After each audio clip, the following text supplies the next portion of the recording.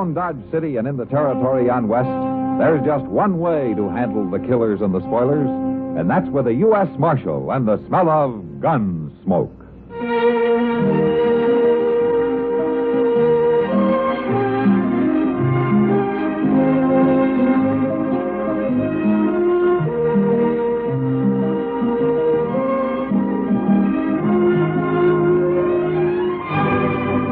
Gunsmoke, starring William Conrad, the story of the violence that moved west with young America, and the story of a man who moved with it. I'm that man, Matt Dillon, United States Marshal. The first man they look for and the last they want to meet. It's a chancy job, and it makes a man watchful and a little lonely.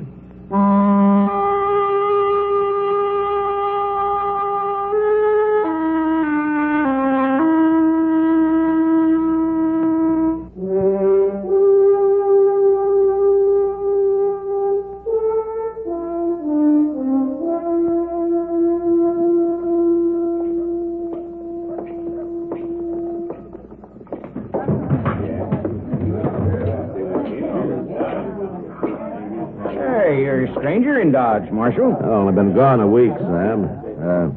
You got any rye left? Kitty over there has got the last bottle, Marshal, but I'll have some tomorrow when the Santa Fe gets in. Good. Meanwhile, I'll see if I can talk Kitty out of a drink. Sure. Oh, I heard you were back, Matt. How are you? You, saving that bottle for me, Kitty? Oh, you know I never drink rye. Thanks. Well, here's to you. Thank you. That's the closest I've been to civilization in a week. Did you find what you're after? Yeah, I found him, all right. Say, what's that stuff you're drinking? Oh, this? Yeah. Oh, here. I keep the bottle on the floor. Looks better. Let me see it. Professor Bone's Wonder Medicine? Celebrated vegetable pulmonic detergent. Yeah. Well, I hope it tastes better than it reads. Oh, it tastes fine, Matt. It makes you feel fine, too. Essential oil of worm seed, a new and valuable curative. Yeah. Professor Bone, Ph.D. and Pulmist, Professor of Practical and Medical Botany, Natural and Civil History. Oh, well, that makes sense. Kitty, where in the world did you get hold of this? Oh, everybody's taking it, Matt. Oh, I forgot you were away when Professor Bone arrived. Well, you're right. You mean he's here in Dodge? Oh, sure. He came last Thursday. He's got a fancy wagon he left us from every day. But this time, as a matter of fact, you should hear him, Matt. He's great. Yeah, he must be. No, he really is. What's in that tonic, Kitty? You're kind of misty already, aren't you? Oh, it makes you feel great, Matt. Try some. Here. No, thanks. I don't need any worm seed oil. Liquor does me all the harm I need. You'll buy some. Once you've heard him talk. He's awful smart, Matt. Yeah, well, he must be. He's a professor. It says so on the bottle. Oh, I don't care if he's a professor or not. He makes wonderful tonic. Yeah, I can see that he does. Oh, Matt. Yes, Matt. I'm glad you're back. You come with me. Hello, Doc. Sit down. No, you come with me outside. I want you to see this spectacle. What are you talking about? This red-nosed old scarecrow, Lute Bone. He ought to be tarred and feathered, that's what. Oh, now, Look, Doug. right there. There's a bottle of it. Kitty, is that yours? Well, it's good, Doug. It's real good. I'm going to smash this in the street. Oh, no, And if I find you drinking any more of this, I'll paddle you. That's what I'll do. Really? You see? You see what it does to people? Come on, Matt. Okay, Doc. I might as well find out what this is all about. You will excuse us, won't you, Kitty? You, not Doc. I mean what I said, Kitty. Oh, boy. Come on, let's go, Doc. Yes, all right. Oh, Kitty. There's his wagon. And look at that crowd of fools. What's so wrong with that, Doc? I'll tell you later. First, I want you to hear him talk. The man's demented, that's what. And he's dangerous, Matt. He's deadly dangerous.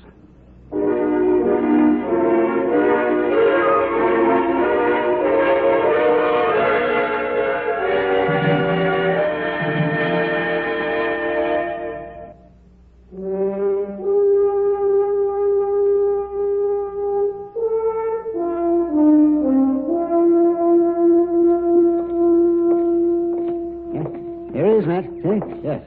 Right down there where the crowd is. He's standing in the back of his wagon. You see? He's finished entertaining them now. We're just in time for the serious part. So come on. Hurry along now. Come I am, Doc. For this famous elixir, while serving as personal surgeon to the King of Santo del Rio. Oh, that liar. Just take it easy, Doc. Let's Wonder listen. Medicine has cured more than 3,000 cases of ague, 2,500 of chronic inflammatory rheumatism, 2,000 of green sickness, 1,000 of mercurial diseases, 1,500 of liver affections, and 6,000 of general debility. He ought to be hung. It purifies, cleanses, and strengthens the fountain springs of life, and infuses new vigor throughout the entire body. In fact, my friends, Professor Bones' Wonder Medicine will cure all disorders incident to the human race, without exception, no matter what the age, circumstance, or place of residence of the afflicted patient. Hey, Professor, I live over near Stinking Springs. Will it cure me? You are drunk. Quite a day ever since I was weaned, Professor. I pity you, my friend. Professor, when I was 12, I got drunk and went to sleep in a hackberry tree. I never did find out how I got down. Oh, don't laugh. Ladies and gentlemen, don't laugh. Pity the poor man, the poor wretch. Whiskey has him crushed in its foul trap. His eyes rheumy, his brains awash, his manhood's gone. Now, you shut up. Whiskey, I tell you, whiskey did it. Now, any more talk about me, and I'll put a bullet in you, Professor. Evil man, drunken specter. I'm telling you no more. No more. That's right. Now, ladies and gentlemen, about to appear on the wagon beside me is a man you all know and respect. One of your finest and most worthy citizens. A man whose very presence contributes mightily to the progress of your fair town. A man whose soul is pure, but whose body has been the host of 5 separate diseases, any one of which would soon have been fatal. But now he is saved. 3 bottles of Professor Bones' Wonder Medicine has done it. And here he is, to tell you of this miraculous cure in his own words. Step forward, sir, and speak. Speak for the sake of your fellow man. Speak. Great heavens, Matt. It's Chester. Yeah. Professor. Hey, Chester. Oh, Mr. Dillon. Get down off there. Yes, sir. But, my dear man, you've got to talk to the Come on, hurry it up, Oh, Chester. who are you, sir? What are you doing? Now, you come back here, you. Come Go on back. with your lecture, Professor. Never mind about him. Hey, Professor. What? Professor, that stuff for your cure anything? Anything, my friend. Every disorder known to medical faculty. Well, my old man, he's 80. He got a bean stuck in his throat. Now, shut up, all of you, too. Professor, how about that? I'll come to see your father, sir. I'll visit him as soon as I am able to pass a few bottles down among the good people gathered here. Hello, Mr. Dillon. Doc. Come on, let's get out of here. Chester, of all people. Well, now. Oh, I suppose he's got you all doped up for that stuff, too, Chester. Oh, it makes you feel great, Doc. Is that why you were up there? Well, no, sir. I got a deal with the professor for my spare time. See, Mr. Dillon, he pays me $1 a day and gives me all the medicine I can drink free. Oh, it's idiots like you that make it possible for such quackery, Chester. Oh, now, Doc, I'm not no idiot. Well, you think you've been acting like one? Well, that's not what's important. Matt, I've analyzed some of Bones' so-called medicine. It's got opium in it, for one thing. Oh, you think it's dangerous, Of Doc? course it is. People can get in the habit. And what's worse, if something is wrong with them and they're taking that stuff, they wouldn't find it out until it's too late. You gotta stop this business, Matt. Yeah, I suppose you're right, Doc. Either you stop him or by heaven I'll shoot him.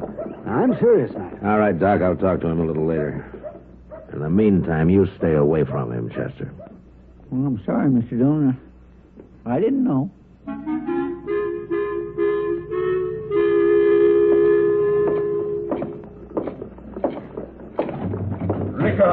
Liquor, gentlemen, inflames the blood, causes dropsy and gout, unhappy wives, empty larders, naked children, lost cows, leaky roofs, bloody noses, broken shins, flat purses, and bad reputations. That's enough of that, Professor. Now get out of here before I break a bottle of good whiskey over your head. You're a destroyer of men. Agent of the devil. Shut up. Nobody's going to preach against liquor in this place. I'll fix you good. All right, hold it, Sam. Professor Bone, I'd like to have a word with you. And who are you, sir? I'm a U.S. Marshal.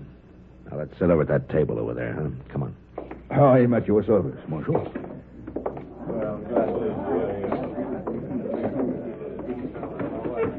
And to what do I owe this honor, sir? Well, it isn't exactly an honor, Professor. I want you to stop putting opium in that stuff that you're selling. Oh, come now, Marshal. Surely you don't believe... Doc Adams has analyzed it, Professor, and either you make it harmless or I'm going to run you out of Dodge. Yes, sir. I believe you would. Now, you're free to sell it and you're free to do all the talking you want, but that's all. I'm a lonely old man, Marshal, and I'm tired of wandering. I'll do what you say. Good. And I hope you don't get yourself into trouble with that preaching about liquor. I've been fighting against drink ever since I was a youth. What about opium? Isn't that just as bad? Oh, there's not enough in my medicine to do any harm, Marshal. Maybe. But why are you so strong about whiskey? Well, Marshal, when I was a child of 12, my grandfather got drunk and threw a pet owl onto a horse that was standing nearby. What? He did. And it frightened the horse into kicking an orphan boy. Broke the rim of his belly so that the boy died. Oh, I see. Professor Bone? Hi, Mr. Reeves. Welcome, sir. And how is your good father? Oh, Marshal, I'm glad you're here. Now, what's the trouble? Well, this here professor's the trouble, I'll tell you. My old man, he had a bean stuck in his throat, and the professor, he told me give him a steam bath and then throw cold water on him. And I was doing it. Well, what for? So as he'd catch a cold and cough and bring up the bean? No, of all. But it didn't work, Mr. Well, Reeves? it killed him. My old man is dead. Dead? Good heavens. And I'm going to kill you for it, Professor. No, you won't, Reeves. Well, no man can die of a mere cold, Mr. Reeves. Something must have gone wrong. Oh, something went wrong, all right. Come on, we'll get Doc and go see what this is all about.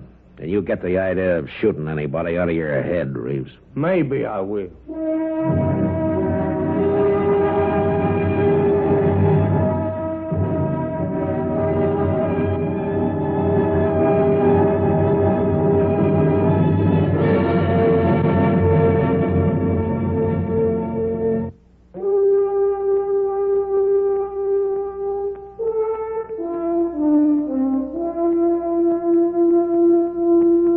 Professor Bone wasn't a normal, everyday type of citizen, but he wasn't a murderer either.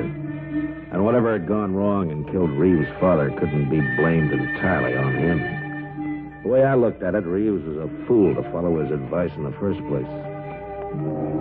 Now we found the old man still lying in the steam bath that Reeves had made.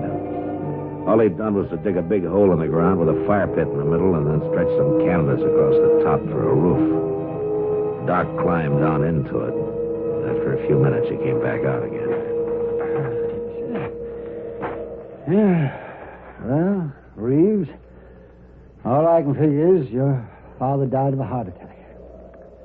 Well, I don't believe that, Doc. You were strong as a bull, that old man. I know, but I don't think there's nothing else that could have caused it. How long did you have him in there, Reeves? Oh, maybe a half hour, Marshal. He was just having a fine time when I left him. He poured a whole bottle of vinegar on them rocks, and I just went up to the house to get him some more. Vinegar? Well, sure. Professor here says it helped make him sweat. Wait a minute. What's wrong? It's the vinegar that killed him, Reeves. What, how do you mean? That's limestone you used in there, well, isn't it? Sure, limestone. All right. Now, you put vinegar on hot limestone, and it'll make carbonic acid gas. And that's what suffocated your old man. I didn't tell you to use limestone, Mr. Reeves. You can't blame me for that. No. But the vinegar was your idea, Professor. I still say you murdered him. Now, wait a minute, Reeves. You're not being sensible. This thing was an accident, that's all. I am not a murderer. I never hurt anybody in my life. You don't even know what you do, you old buzzard. Selling that slop of yours loaded with narcotics. Did you tell him to stop that, Matt? Yes, he said he would. My medicine is as pure as the dew, Jim. Pure as dew. I'm going to analyze it every day you're here, and I hope that won't be much longer. I'm a lonely old man, sir. And the only home I have is my wagon. Well, then go live in it, but somewhere else. You've caused enough trouble around here. But am I to be banished from the face of the earth? Am I not a man like any other man? Do you think I have no heart, no feelings, no soul? Oh, why don't you shut up and get out of here, Professor? I want to bury my daddy. I would gladly help you in that task, Mr. Reeves. Oh, no.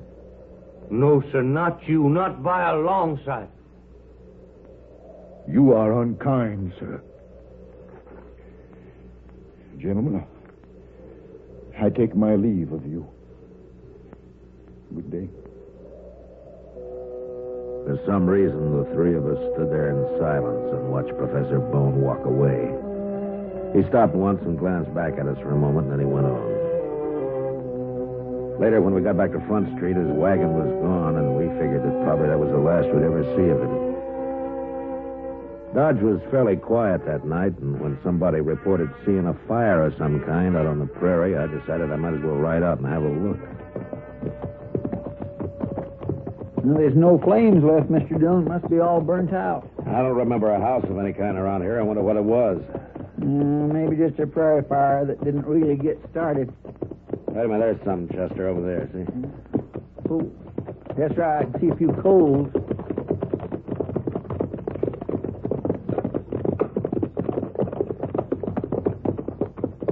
Like a wagon, Mr. Dillon. All burnt up. It's Professor Bone's wagon, Chester. By golly, you're right. And that's his horse, too. Professor? Professor Bone? Come on, let's take a look. Where in the world do you reckon he could be, Mr. Dillon? I don't know, Chester. Here, look out now. I'm going to try to move some of this.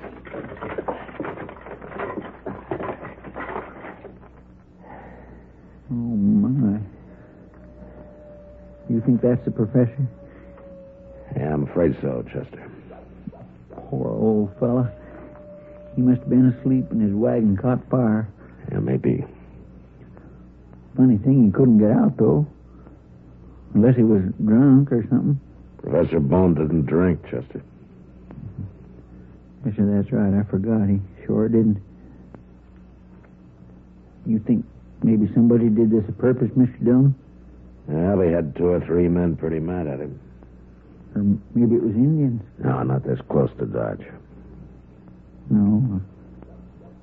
No, I guess not. I don't know, Chester. A lot of things can happen to people who get too lonely.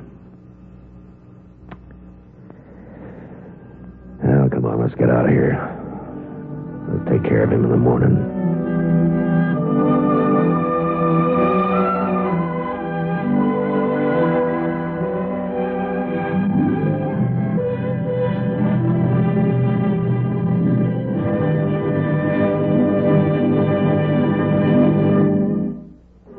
Produced and directed by Norman McDonald, stars William Conrad as Matt Dillon, U.S. Marshal. The story was specially written for Gunsmoke by John Meston. Featured in the cast were John Daner, Barney Phillips, Jack Moyles, and Lawrence Dobkin. Harley Bear is Chester, Howard McNear is Doc, and Georgia Ellis is Kitty. Join us again next week for another story on Gunsmoke. Wherever you go, go with radio and the CBS Radio Network.